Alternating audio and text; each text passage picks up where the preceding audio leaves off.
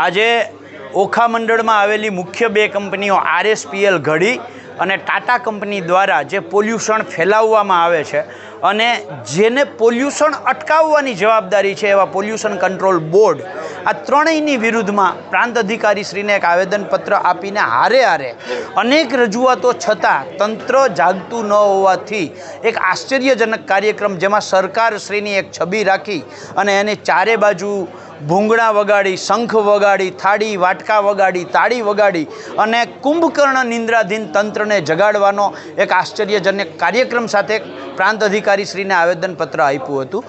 આવેદનપત્રની અંદર અમારી બહુ સ્પષ્ટ માંગ છે કે જે રીતે ઘડી કંપની અને ટાટા કંપની જે કેમિકલ કચરો દરિયામાં નાખી અને દરિયાઈ જીવસૃષ્ટિને ખતમ કરી રહી છે એને એ દરિયાઈ જીવસૃષ્ટિને બચાવવામાં આવે અને દરિયામાં ઠાલવવામાં આવતો કેમિકલ કચરાને અટકાવવામાં આવે.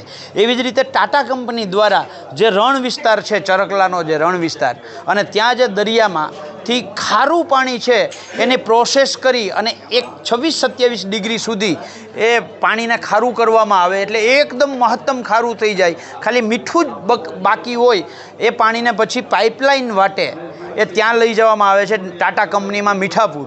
આ જે વચ્ચે લાઈન નીકળે છે 4-5, આ નિયમોને નેવે મૂકીને એક તો લાઈનો ઊભી કરવામાં આવી છે, ખેડૂતોના ખેતરોમાં લાઈન નાખી દેવામાં આવી છે. આ લાઈનો અવારનવાર તૂટે છે. આ લાઈન જ્યારે તૂટે છે ત્યારે ખારું પાણી છે એ ખેડૂતોના ખેતરોને ખતમ કરી નાખે છે.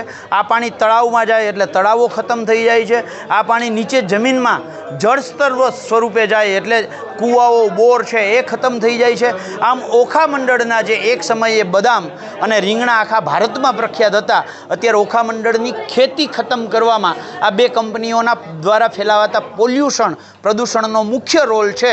એટલે આજે અમે તંત્રને જગાડવા માટેનો એક કાર્યક્રમ કરીને આવેદનપત્ર આપ્યું હતું. જો તંત્ર નહીં જાગે તો આવનારા દિવસોમાં આનાથી પણ વધારે ઉગ્ર ગાંધી ચિંધ્યા માર્ગે અમે કાર્યક્રમ કરશું.